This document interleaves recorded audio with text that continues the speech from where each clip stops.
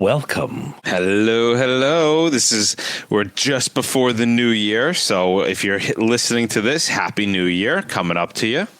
Yeah. And we just took a heavy turn through the terrorism plot. We figured we'd lighten it up with a little psychological or even like a little, I don't know. Something to make you realize that you can't fuck this up, not even once. So it's light. It's a nice light. It's a nice light day. I understand what you mean by light. Yeah, you got to do it like that. It's you can't be on the gas pedal all the time. No, you gotta cruise. Sometimes you get to the top of the hill and you just gotta ride down with no brakes. So I'll get through this stuff quickly, and then we'll begin our little endeavor. But if you are listening to this, it's only a few days away where we're going to be doing the after action report. Oh, with Mike Callan. With Mike Callan showcasing pioneers in the hazmat field. We're going to be doing that live January 3rd, 2024, 1930 hours Eastern Standard Time. It's going to be a long format, like a Joe Rogan kind of an experience thing. No questions are off the table. We can ask him whatever we want. And we are going to be doing this for free. It is going to be Mike Callan, and the comments are on. So come on and ask your questions that we'll pose to him as well. Speaking of long format, how was the happy hour this month? Full hour and a lot of fun. I got my chops busted professionally, and I couldn't get off the ropes. It was very funny. Very funny. If you want to know more about it, come on into the happy hour if you're a specialist, but it was a lot of fun. That one was good. Yeah, I heard I missed a good one. Yeah. And then conferences coming up. Yeah, what are we looking at for the year? Pretty much for the right. I mean, we've got stuff booked out all the way through December. Yeah, Connecticut, WAMR, New England, OMRA, which is the Ontario, Michigan, Cold Zones, South Carolina, and that's about it for right now. But I know there's more in the hops that we haven't just got approved or the classes for. So a lot of good stuff coming. Always is. I'm excited for New England. They're doing big things. Turned into a regional conference from a state conference. It should be. I'm excited for them this year. Yes. So the topic of the day is, why do we have to win all the time? I don't know. Consistent like Monopoly? Victory. Like, what are we talking here? Because I mean, we're just I'm getting off of a week and a half with the kids. We played plenty of games, and I made sure I won every single time. So I think I understand where you're going with this. This show is about the dichotomy of consistent success versus the risk of a single failure in a hazardous materials response. Yeah, where we have to win every time. And there's what I don't know, the bridge builders paradox. This kind of lands in the bridge builders paradox, right? Where you can build bridges your entire life and never be called a bridge builder. Suck one cock, you're a cocksucker the rest of your life. So this kind of lands within that, and there's all different kind of ways of saying it in the. Hey, where'd Brian come from? Oh, that was HR negative. Okay, so, but this is so true. This is even true in the fire service, right? We used to always say you're only as good as your last job. Right, like you could be amazing, mess up once, man. That is what you have to live for. And why do we think like this? Because thinking like this allows us to act as though we have a zero tolerance. This is a zero failure, endeavor. As things become more and more risky, there is greater consequences for the things that occur because of our mistakes. So we try to have that kind of that razor thin margin of, all right, like, where can we mess up? Because we have to be able to mess up, right? We only learn from messing up. We're human, right?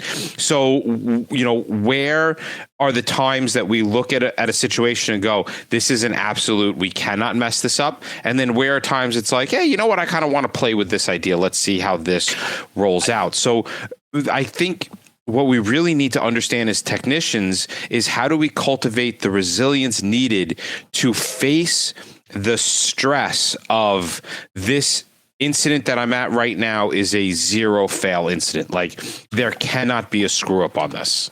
I like how you said that, because it is resilience. I would even say the word grit. Grit. That ability to hold it together when shit's falling apart. And it is one of those things where, and then on the other side of this thing, I think there's an analysis paralysis, which I see a lot, where, teams that maybe don't have the reps start to analyze things, and when they come to grips with, I'm sending two guys down range in a potentially something that's so badass that it requires, they're never comfortable with the go. Right. And listen, everybody that's listening to this knows what we do. We are dealing with things like biological agents and radiological agents and chemical agents. And we as technicians, we go past that line of where it's safe versus unsafe. Right. And so you got to be comfortable with these kind of decisions, I think. Yeah, I think it's I think what makes it interesting, not only on a team aspect, but also on a national aspect, is that there are so many different, I guess I would say, like a primary responsibility for each team that could differ from team to team. So if you take something that me and Bob very rarely went to, right? We very rarely went on, I don't know, what would be, like a major manufacturing industrial complex, right? There's not a whole lot of major manufacturing happening in the city where we came from. And we arrived on one of those, we would kind of be like, oh, this is a first for us. And we would kind of be a little bit, wary about what we did and how we did it, because we don't do it a lot. But you take a place like Houston, right? Or, some areas in New Jersey where it's insane industry, Louisiana. And this is what they do. This is their bread and butter. So they're going to step off and they're going to act like it's nothing, because to them, it isn't anything, right? Industrial accidents on their ends are perfectly good. I personally never went on any kind of FEMA deployment. Bob went on like 40 FEMA deployments. So if you took me and you stuck me in a FEMA situation, there might be a little like, I need to figure this out. I need to whereas Bob's you're going to just jump right in and you're going to do your FEMA thing. So understanding the job is, I think, the first and foremost, because if you're doing things a lot, then, you also, what's the best way to describe it? I think we kind of have this conversation. The thought process that I'm running down is that conversation that we have where it's like, okay, if you do A lot, do you drill on it? Or do you drill on B, where you don't do B a lot? And obviously it's not only do one or the other. It's a balancing act, because the stakes tend to be high, right? We are high risk, low frequency operations. That's pretty much what hazmat is. For anybody that hasn't heard that term, low frequency, high risk, it means it's not something that happens a lot. But when it does, there's huge consequences for things when they go wrong. So that tends to be the reality of the situation that we're sitting in. So when we do have one of these high risk, whether it's high risk to the public, high risk to ourselves, high risk to our team, we have to start to formulate game plans, and we have to work within the set of tools that we have. And sometimes those set of tools can only be cultivated by things like training, by, running off of previous experiences. So in cultivating that kind of resilience, we have to draw back on what we do know and apply it to what we don't know. I even think like a lot of that, what's dangerous is contextual. If you were the emergency team in like Chernobyl, like I'm not even saying Chernobyl, like, because that was a calamity, but like something like aren't all disasters calamities? Like, I guess in reality, right? When hazmat arrives on scene, when is it not? And like, think of the big things that have happened, right? You got, like you said, Chernobyl, Bipole. What about just recently that Palestine rail crash? Like, we are approaching things when they are calamities. No, but I'm even making the point of if I'm on a team that doesn't see things like a fuel spill is kind of like dangerous to us, but I might be on another team where I go and I go and deal with spent nuclear rods on a daily basis, to which Team A would be like, that is incredibly dangerous. And I'm like, yeah, but I do it all the time. It's kind of like a thing, So like, there are some notable hazardous materials, and like Mike was saying, like Bhopal and Chernobyl and stuff like that, where you got to kind of put into perspective of where you are. Could you imagine pulling up on a scene like Chernobyl? Like, how do you? I mean, in hindsight, we understand that it was this horrific event, but I don't think they would have realized that going into it. Like, they would not have been able to grasp the scope of what they were walking into. I'm sure they did pretty quickly, right? But walking on scene, I highly doubt that they did that. Same with the Bhopal. Honestly, same with any train or rail incident. Like, how do you start that decision-making process under the pressure, and the pressure that goes beyond your own welfare, right? That pressure of turning around and going, if something happens, it's going to affect the public for decades to come. People outside of my generations, right? Like, Chernobyl is literally a generational thing. And I think once they understood the consequences of that, that's when you saw the heroism of the firefighters and the first responders at Chernobyl, where they then understood the dangers, and they were able to turn around and go, I have to do this because I'm protecting something much larger than myself. And I think that God, that's got to be how you come to, how you have the grit, like you said, that resilience to be able to stay calm and control under those kinds of pressures, where that's the extreme. You understand that you are putting yourself in harm's way for the public. You know what? I was driving on a country road recently with my son, and I said, what do you do if you see a deer, on the road and it's nighttime? What do? You swerve left, or you just swerve right? And he's like, I guess right. And I'm like, you hit the deer. Like, that's the point. And he's like, well, how do I know that I would do that if it happens? I'm like, because you're thinking about it before it happens. If you don't have a plan, you are going to go right or left because you didn't think that there was an option of going through. And so, like, we deal with unpredictable scenarios. This is like the gambler's fallacy. Right, where I say to you, Mike, we flipped this coin 50 times and it came up heads. What is it going to be the next time? You're like, clearly it's going to be tails. It has to be, because it has to flip the other way. And you're like, every time it's a 50-50 shot. It doesn't matter the string theory. Like on the roulette table, they always put like, the last rolls. It's like, that's a total marketing thing. That's just suckers.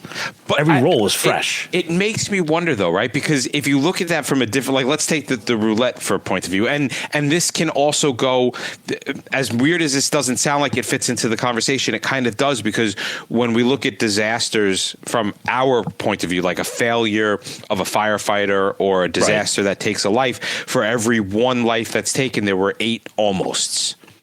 Right. And then, when you look at that disaster math. So let's look at it from that point of view. We have the roulette table, and yes. So what is it? 32 numbers on a roulette table. You got a 1 in 32. I think it's 32. 1 in 32 chance of hitting a number. Or let's even say 50-50 for red and black, right? And it's hit red 8 times. Well, yes, the next roll is 50-50, but there's also isn't there a set of circumstances where you turn around and go, what is the probability of rolling 9 times in a row? Oh, yeah.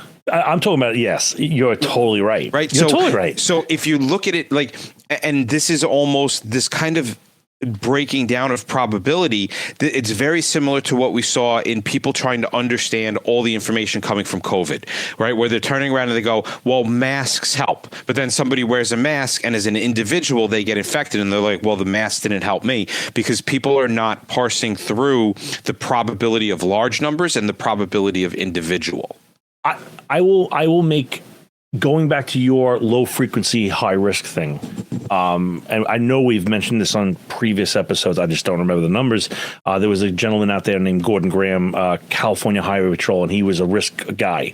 And he said that, the hard drive you have in your head only uses past experiences to make the next move successful.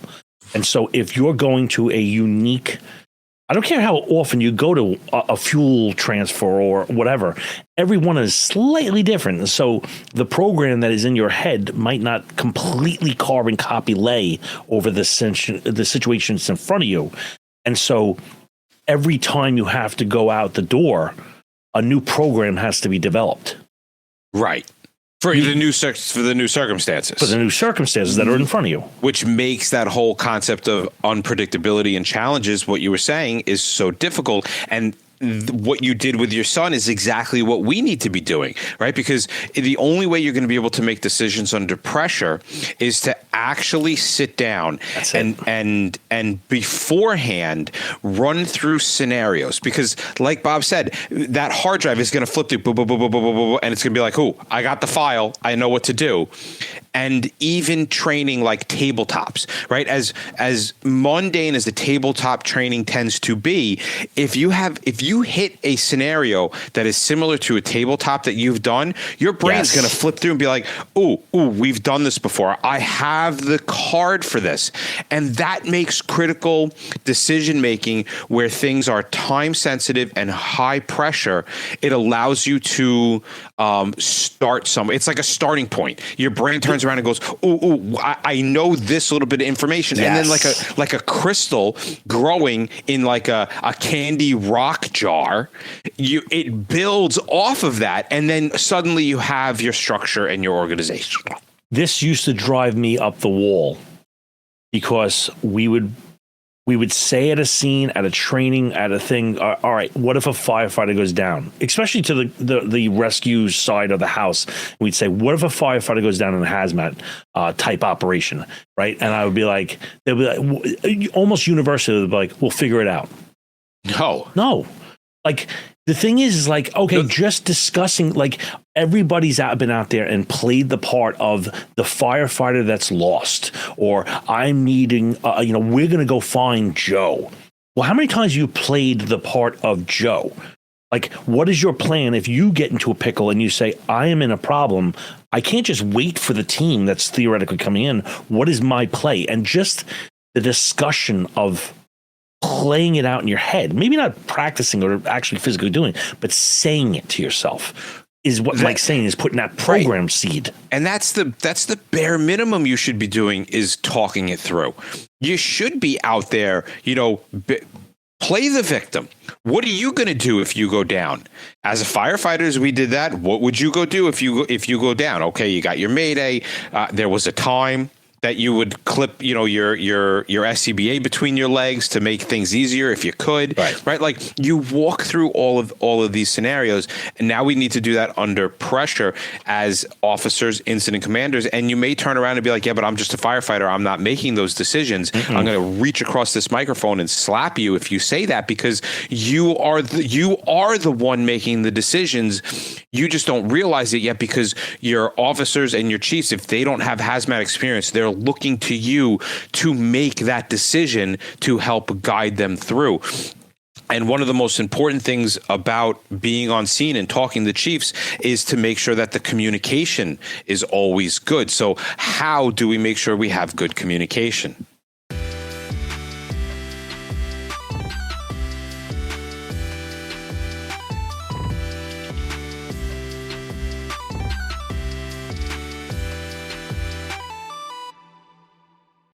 Now, that part of it, the psyche of it, is important, because in order for us to consistently perform under pressure, you have to consistently make the right decisions and mitigate risks. That's the name of the game. Okay, so how do you turn around and make the right decisions? Right, so you're walking up. Let's just let's break that down, right? From I'm going to walk into a classroom, right? Because it really does all start with training. So what kind of mindset do you have to have as a student walking into a classroom to be able to consistently make the right decisions? And then what you said at the end, which is effectively manage the risk. How do you bring those two things together? Like, as a student, how do you approach that situation? I think you have to come in with the mindset of, I'm going to throw my best idea out. and I plan on getting it chopped down or at least modified. You know, if you walk in there being like, I have the answer, and some guy goes, why don't you just do it like that? And you're like, I'm going to smash this square peg in a round hole because I said so. Right, like, I want to do it my way, damn it. Right. So like, okay, so you have this time and dose type thing. This is like the Pythagorean theorem. If one goes up, the other one goes. It's inversely proportional. Right. So if I could minimize my risks, I have therefore made a better play. And if I make a bad play, I have higher risks. Do you get what I'm saying? It's like kind of like that's how I read these scenarios. So I can do a lot of that environmental controls. And we've talked about this many times. It's like I can do things to scenes to make my risks go as far down as possible, meaning that I have a lot of a more wiggle room on my decision side. Right. But I think when we're walking into a classroom, I think we need to have that psychological mindset of this is going to be a catastrophe if I don't do it right. Like we turn around and we understand that I have to win this game. Right? Like this game that I'm playing right here and now, I don't have any other choice but to win. When you look at practices by like the Secret Service, right? They call that it's a zero lose game. Like you cannot lose even one time. Now we've got a little bit of wiggle room, right? Because we've got lots of different decisions, and sometimes we can think it's going wrong. We can do something that we think is going to go right, and then all of a sudden it kind of starts to veer in the wrong direction, and we need to catch that ahead of time. Because we don't want those catastrophic consequences.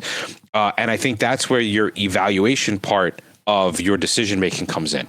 Like we can never once just turn around and say, ooh, I know what to do. We're going to do this, implement it, and then just walk away. Because we don't know if something's going to turn out right. Like how many times have we punctured a gas tank to drain it? And then how many times have we punctured the trunk by accident? It's happened. I heard it go psst, and I'm like, oh, that's the tire. That's the spare in the trunk. So even like this mindset even can be attributed to things that we do all the time and on a regular basis over and over and over again. I like that because, and just so everybody's kind of on the same page here, we're not saying that you have to physically perform every single possible variation, but the conversation should be brought up, just like the deer in the car thing. If that was not discussed, that there is an option to do this, the initial jerking reaction would be left or right. Right. Because we're looking at a team sport. Right, where everybody has to kind of play the game, and if that stage for discussion isn't set, like you said, things can go awfully weird. Now, that whole game of discussion can lead into multiple other categories because you know that there's people on your team that say the dumbest things on a regular basis, right? Like, no, seriously, you have that guy, and he comes up to you and he's like, Bob, I got this idea. And you're like, oh my God, I got to sit and listen to this. Right. Yeah. But as somebody that was, one of the more senior people on a team, you open up the discussion and you say, okay, listen, we're all going to listen to this. And I can confidently say that even if the dumbest guy on the team, if his ideas are never taken into consideration, I have seen dumb ideas blossom into good ideas through group discussion, where like there's one little part of what he said that has like relevance to it, and you can like pick that apart and pull it out and be like, hey, look at this like little golden nugget in this pile of shit. Like, what can we do with this little golden nugget? And then great ideas explode from that. So that opening, that setting the stage for discussion is so important. Whether you're a chief, understanding that the incident command system fails in in hazmat runs because information doesn't properly get to you. So you need to then set the discussion to be able to say, I'm going to have direct access to my lower firefighters and talk to them directly instead of going through the telephone system. Or you're a lower end firefighter trying to get a point across to somebody that is several ranks above you that under normal circumstances you would never talk with. Setting the stage for discussion is absolutely vital in bringing everybody together to formulate that game plan. And Bob's little index, he might have a card in that index that nobody else does. And we won't know it if we don't all try to come together and be like, I don't have a fucking clue what's going on. Anybody know what to do? Good point. And now, just for everybody out there in internet land or wherever you hell are, this was anticipated to be a single episode, but obviously we're not even through halfway through this outline. So